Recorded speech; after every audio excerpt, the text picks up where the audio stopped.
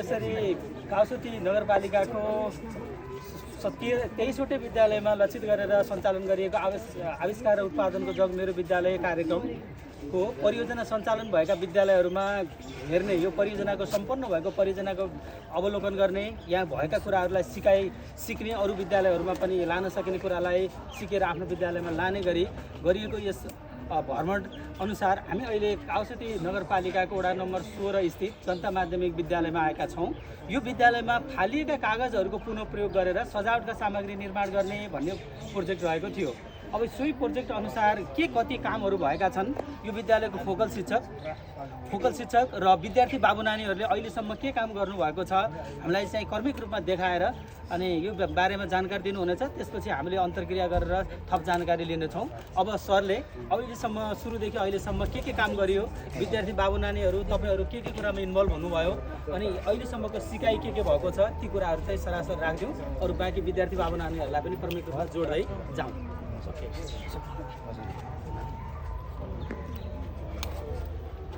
सम्पूर्णलाई नमस्कार। मेरो नाम सुरज परियार। म यसै श्री जनता माध्यमिक विद्यालय शहीदनगर डन्डाको साइन्स टिचर र हाम्रो चाहिँ साइन्स क्लबको फोकल टिचर पनि हो। म यस काउसती नगरपालिकाले आयोजना गरेको आविष्कार र उत्पादनको जग मेरो विद्यालय कार्यक्रम अन्तर्गत हाम्रो यस श्री जनता माध्यमिक विद्यालय काउसती 16 डन्डाले कागजको पुनः प्रयोग तथा सजावटका सामग्री निर्माण बारे चाहिँ हामीले चाहिँ कार्य सुरु गरेका छौँ। यसमा चाहिँ हामीले के गरेका छौँ भन्दाखेरि हाम्रो विद्यालयमा कागजहरू है फोहोर त्यो वेस्टहरू हुन्छ, त्यो वेस्टलाई हामीले चाहिँ म्यानेजमेन्ट गर्नको लागि के गर्न सकिन्छ त भनेर अध्ययन गर्दाखेरि चाहिँ त्यो कागजलाई हामीले फेरि पुनः चाहिँ रिसाइकल गरेर नयाँ कागज बनाउनको लागि है त्योबाट चाहिँ सजावटका सामग्रीहरू निर्माण गर्नको लागि चाहिँ सकिँदो रहेछ भनेर हामीले चाहिँ यो कार्यलाई अगाडि बढाएका हो। र त्यो कार्यलाई चाहिँ सफल गर्दै गर्दाखेरि चाहिँ हामीले के गरियो त भन्दाखेरि त्यहाँनिर देख्न सक्नुहुन्छ हामीले चाहिँ एउटा टङ्की निर्माण गरेको छौँ। त्यो टङ्की निर्माण गरे सँगसँगै हामीले चाहिँ यो कागज जुन छ यो कागजलाई काट्न पर्दो रहेछ है, मसिनो गरेर काट्नु पर्ने रहेछ। यहाँनिर चाहिँ हामीसँग यो पेपर कटर छ। यो पेपर कटरले चाहिँ कागजलाई काट्ने काम गर्छ र यो कागजलाई चाहिँ काटिसकेपछि हामीले चाहिँ के गर्छौँ त भन्दा यो कागजलाई 24 घन्टासम्म गलाएर राखिन्छ, पानीमा भिजाएर राखिन्छ। त्यो पानीमा भिजाएर राखेपछि चाहिँ त्यसलाई हामीले यो जुन देख्नु भइरहेको छ यहाँनिर यो मिक्सर हो।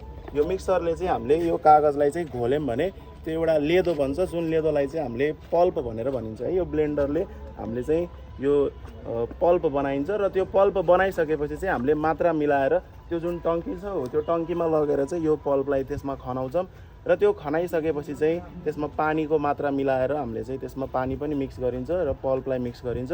त्यसपछि हामीसँग यहाँनिर जाली साँचोहरू छ, A4 साइजको र चार्ट पेपरको साँचो छ हामीसँग जाली।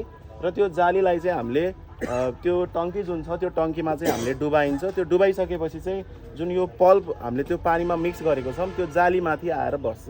त्यो जालीमाथि आएर बसिसकेपछि त्यो जालीलाई चाहिँ हामीले बिस्तारै उठाइन्छ र बिस्तारै उठाइसकेपछि चाहिँ एकछिन त्यसलाई चाहिँ हामीले स्टेबल हुनको लागि त्यहाँनिर बस्नको लागि चाहिँ हामीले त्यसलाई यत्तिकै राखिन्छ। त्यो राखिसकेपछि चाहिँ अनि एकछिनपछि 2-3 मिनटपछि चाहिँ हामीले त्यसलाई जहाँनिर घाम परेको हुन्छ त्यो घाम परेको ठाउँमा लगेर सुकाइसकेपछि 2 घन्टा 3 घन्टापछि चाहिँ त्यो यसरी चाहिँ कागज जमिसकेपछि यस्तो खालको यो कागज बन्छ। अनि यो कागजलाई चाहिँ हामीले स्कुलमा चाहिँ प्रोजेक्ट वर्कहरू दिन्छ हो। त्यो प्रोजेक्ट वर्कमा चाहिँ ड्रइङका कामहरू हुनसक्छ, त्यसमा चाहिँ लेख्ने कामहरू हुनसक्छ। त्यो कामको लागि चाहिँ हामीले विद्यार्थीहरूलाई यो वितरण गर्न सकिन्छ। र सँगसँगै यो कागजबाट चाहिँ हामीले यस्तो किसिमको सजावटका सामानहरू पनि बनाएका छौँ है। यो भित्र चाहिँ फुल पनि छ, यस्तो सजावटका सामान पनि बनाएका छौँ। र सँगसँगै यो पेन होल्डर है, यो पेन होल्डर पनि बनाएको छौँ हामीले। र यसमा चाहिँ अर्को छ आर्टिफिसियल लिफ है। यस्तो किसिमको चाहिँ आर्टिफिसियल लिफ जुन चाहिँ हामीले भित्तामा सजावटका लागि चाहिँ यसरी सजाएर राख्न सकिन्छ, यो पनि बनाएको छौँ। र सँगसँगै हामीले चाहिँ यो कागजबाट यसरी डायरी पनि निर्माण गर्न सकिन्छ है। यसरी चाहिँ हामीले यो डायरी पनि निर्माण गर्न सकिन्छ। र हामीले यो बुके है, बुके पनि बनाएका छौँ। यो यसरी चाहिँ यो कागजबाट हामीले चाहिँ फुलहरू बनाएर बुके पनि यसरी चाहिँ बनाउन सकिन्छ। र हाम्रो जुन यो कागज छ यो कागज चाहिँ अहिले प्लेन भइसकेको छैन है। हामीले चाहिँ अनुसन्धान गर्दै जाँदाखेरि चाहिँ यो कागजलाई प्लेन बनाउनको लागि हामीले के गर्नु पर्दो रहेछ भन्दा यो कागजलाई चाहिँ हामीले एउटा हट रोल मेसिन भन्ने हुन्छ त्यो हट रोल मेसिनमा चाहिँ यो कागजलाई हामीले राख्यौँ भने त्यो तातो मेसिनले यो कागजलाई पुरै प्लेन बनाउन सक्छ। यो चाहिँ खासमा अहिले पुरै प्लेन चाहिँ छैन है, पुरै प्लेन चाहिँ छैन। हामी अहिले सिक्दै गर्दैछौँ है। अहिले फर्स्ट ट्राईमा चाहिँ यतिको कागज चाहिँ हामीले बनाएको छौँ। अब सिक्दै अनुसन्धान गर्दै रिसर्च गर्दै हामीले कामहरू गर्दै गयो भने चाहिँ यो पेपरको क्वालिटी इन्क्रिज गर्नको लागि अझै केही कामहरू चाहिँ हामीले निरन्तर रूपमा गर्दै जाँदैछौँ है। अहिलेसम्म चाहिँ हामीले यति कामहरू गरिरहेको छौँ। अब यसपछिको चाहिँ हाम्रो विद्यार्थीहरूले चाहिँ केही बोल्नेछन् है।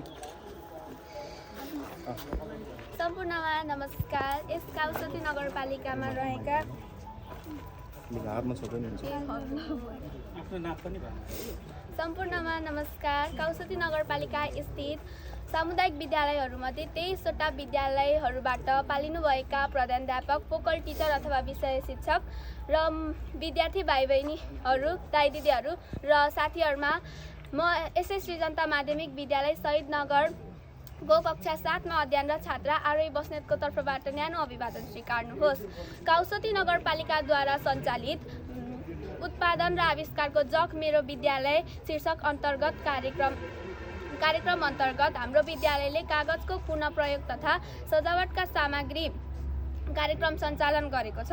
यस अन्तर्गत सरले भनिसक्नु भएको छ कि हामीले के किनेका थियौँ। अब म भन्न गइरहेको छु कि हामीले कागज कसरी बनायौँ। जुन कागज फालिएका हुन्छन् त्यो कागजलाई हामीले यो कटर मेसिनको हेल्पबाट अथवा कटर मेसिनको मार्फत हामीले सानो सानो टुक्रामा राखिसकेपछि एउटा कन्टेनर लिन्छौँ र त्यो कन्टेनरमा चाहिँ पानी मिसाएर 24 घन्टाको लागि सोक गर्न राख्छौँ। सोक गर्न राखिसकेपछि 24 घन्टाको समयपछि त्यसलाई हामीले यो मिक्सर अथवा ग्राइन्डरबाट ग्राइन्ड गर्छौँ र त्योबाट एउटा लेदो बन्छ जसलाई हामीले पल्प भन्ने गर्छौँ।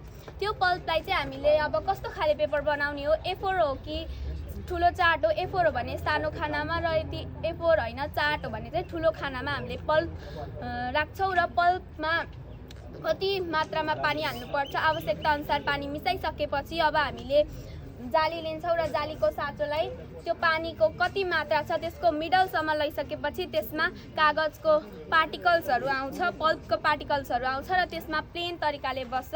त्यसपछि हामीले त्यसलाई सुस्तरी निकाल्यौँ भने त्यसमा कागज बसिसकेको हुन्छ। त्यसपछि त्यसलाई चाहिँ हामीले जतातिर घाम परेको छ त्यतातिर चाहिँ हामीले 3 देखि 6 घन्टासम्म सुकायौँ भने हाम्रो कागज बनेर रेडी हुन्छ र हामीले त्यसलाई बिस्तारै निकाल्यौँ भने कागज निस्किन्छ। अब यति कसैलाई चाहिँ यो कागज बनाउने प्रक्रिया सम्बन्धी र यो कागज सम्बन्धी केही जिज्ञासा छ भने चिन्ता नमानिकन हामीसँग जिज्ञासा राख्न सक्नुहुन्छ। त्यो चाहिँ यो सुरुवाती चरणमा चाहिँ हामीसँग कटर थिएन, हामीले हातैले पेपर च्यातेर ग्राइन्ड गरेका थियौँ।